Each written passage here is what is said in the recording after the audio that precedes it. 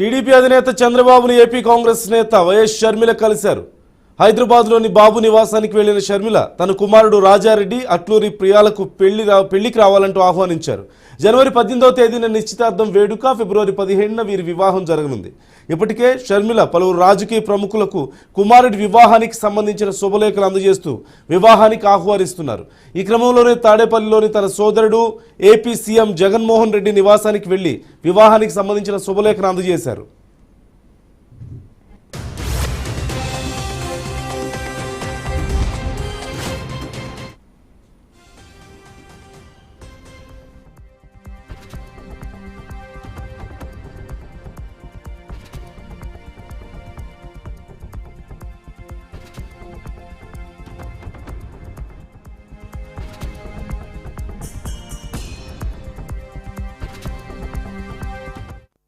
Initial ప్రస్థానంలో జరిగిన విషయాల గురించి అన్నీ గుర్తు చేసుకున్నారు, మాకు గుర్తు చేశారు. చాలాసేపు మాట్లాడాం, చాలా సంతోషం అనిపించింది. వచ్చి ఆశీర్వదిస్తామని మాటిచ్చారు.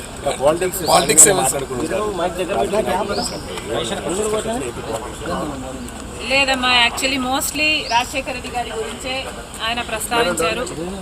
ఆయన ఎలాంటి మనిషి, ఆయన ఇనీషియల్గా వాళ్ళు రాజకీయాలు మొదలు పెట్టినప్పుడు వాళ్ళిద్దరూ కలిసి ప్రయాణం చేశారు. పొద్దున్న నుంచి సాయంత్రం వరకు వాళ్ళు కలిసే ఉన్నారు, జీప్లలో కలిసి తిరిగారు. ఇలాంటివన్నీ ఢిల్లీకి వెళ్ళారు. అప్పుడు చీఫ్ మినిస్టర్కి వాళ్ళిద్దరూ కలిసి చేసిన ప్రయత్నాలు అయితేనేమి, ఇలాంటివన్నీ చెప్పుకుంటూ వచ్చారు.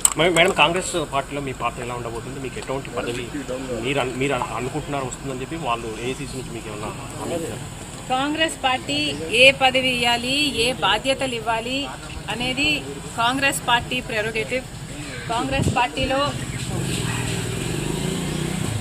Because it is the largest secular party చేరడం జరిగింది.